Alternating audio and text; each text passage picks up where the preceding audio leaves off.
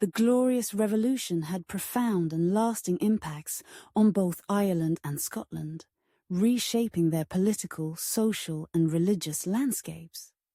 In Ireland, the Glorious Revolution led to the Williamite War, a conflict between the supporters of the deposed King James II, known as Jacobites, and the supporters of William of Orange, known as Williamites.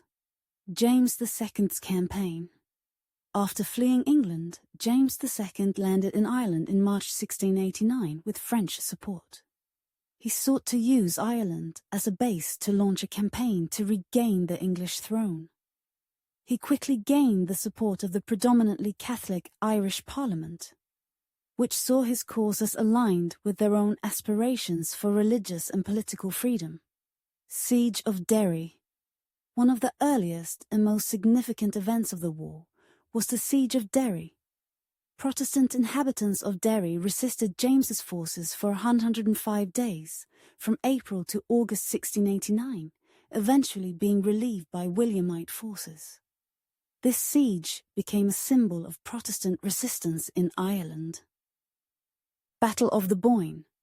The decisive Battle of the Boyne took place on July 1st, 1690, where William's forces defeated James's army. This victory was crucial in securing William's control over Ireland. Treaty of Limerick.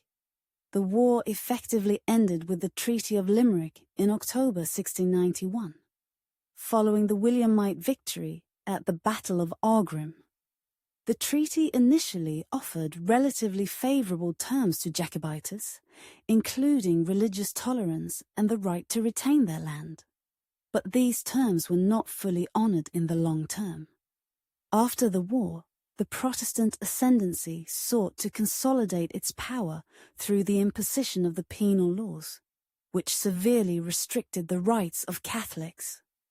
These laws affected land ownership, education, and the ability to hold public office, aiming to weaken Catholic influence in Ireland. Large amounts of land were confiscated from Catholic landowners and redistributed to Protestant settlers, further entrenching economic and social divisions. The suppression of Catholicism became more systematic and institutionalized. Catholics were barred from the legal profession, the military, and various other public offices. The consequences of the Glorious Revolution and the Williamite War entrenched divisions and laid the groundwork for centuries of conflict in Ireland. The Protestant ascendancy maintained dominance, and the Catholic majority remained disenfranchised and oppressed.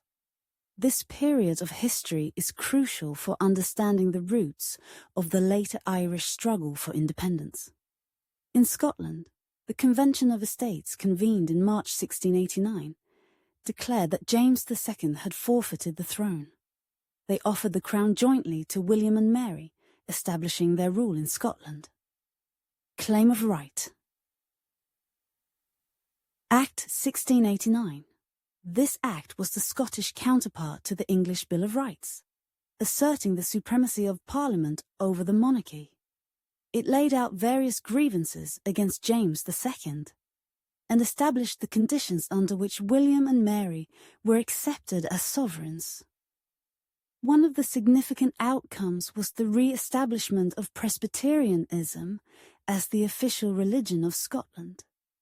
This was formalised in the Church of Scotland Act 1690, which restored Presbyterian governance and ended the episcopal system favoured by James II. Not all Scots supported William and Mary. The Jacobite Rising of 1689, led by John Graham of Claverhouse, Viscount Dundee, sought to restore James II. Despite initial successes, the Jacobite forces were ultimately defeated at the Battle of Dunkeld in August 1689. This suppression quelled immediate resistance but did not eliminate Jacobite sentiment. The revolution and subsequent acts affected the traditional clan system and land ownership, particularly in the Highlands.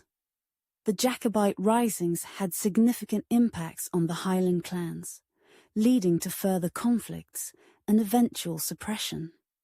The Union of the Crowns and the subsequent economic policies favoured by William and his successors began to integrate Scotland more closely with the emerging British economy. This period laid the groundwork for the Act of Union in 1707, which created the Kingdom of Great Britain.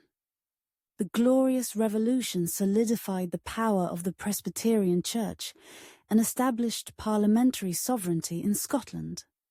However, it also sowed the seeds for future Jacobite risings in 1715 and 1745, which continued to challenge the new political order. The revolution and its aftermath significantly influenced Scotland's political and religious identity and its relationship with England. The Glorious Revolution had profound and multifaceted impacts on Ireland and Scotland.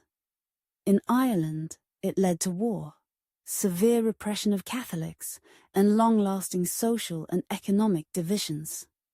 In Scotland, it established a constitutional and religious settlement that shaped its future political landscape, but also left unresolved tensions that would erupt in later conflicts.